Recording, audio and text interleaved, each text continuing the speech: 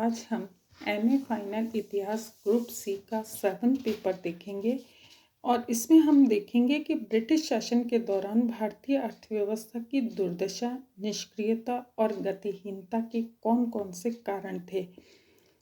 जो भारतीय अर्थव्यवस्था 17वीं शताब्दी तक आर्थिक दृष्टि से धन धान्य से परिपूर्ण, संपन्न और समृद्ध थी, वह अंग्रेजी शासनकाल में उनके शोषण और साधनों के बाह्य भाव एवं तथा घातक एवं दोषपूर्ण आर्थिक नीतियों के परिणाम स्वरूप छिन्न भिन्न व निष्क्रिय हो गई। अंग्रेजों ने भारतीय अर्थव्यवस्था का जो निर्मम शोषण किया, उसका उदाहरण अन्यत्र कहीं नहीं मिलता है और इस शोषण को विश्व आर्थिक इतिहास की सबसे अधिक कालिमामय अध्याय कहा जाए तो कोई दो राय नहीं होगी। भारतीय अर्थव्यवस्था की इस दुर्दशा, निष्क्रियता और गतिहीनता के अनेक कारण थे, जिसका विवरण इस प्रकार है। पहला है परतंत्रता में विकास कार्यक्रमों की उपेक्षा। ब्रिटिश शासन भारतीय अर्थव्यवस्था में रुचि न लेकर शासन की जड़ें मजबूत करने और इसके शोषण में रुचि रखते थे। अतः उन्होंने देश के आधुनिक औद्योगिकरण की ओर अग्रसर होने नहीं दिया। यहाँ तक कि लघु एवं कुटीर उद्योगों के पतन की भी पुरजोर कोशिश की और श्रमिकों तथा पर अमानुषिक अत्याचार किए और रक्षा पर वह कुल राजस्व का लगभग 69% था, जबकि विकास वह बिल्कुल नगण्य या शून्य था। बाह्य साधनों का बाह्य बहाव एवं पूंजी निर्माण का अभाव।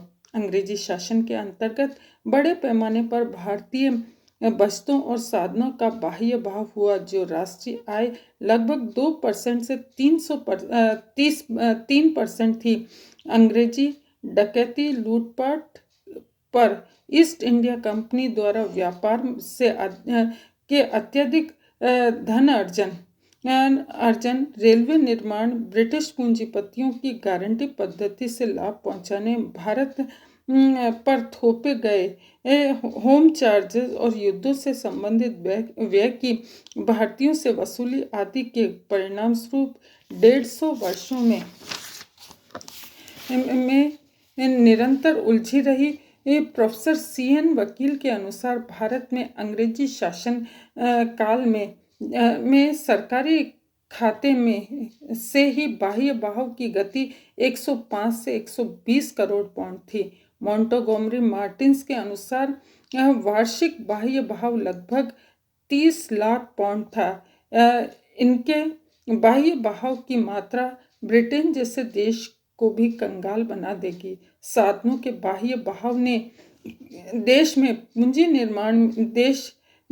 निर्माण नहीं हो सका। जो समृद्ध वर्ग थोड़ी बहुत बचतें करते थे, उनकी घातक नीतियों के वातावरण में पूंजी विनियोग को कोई प्रोत्साहन नहीं मिला। जमींदारों और जागीरदारों ने विलासिता का जीवन बिताने में वस्तुओं का दुरुपयोग किया। नेक्स्ट है ब्रिटिश सरकार की घातक नीतियां।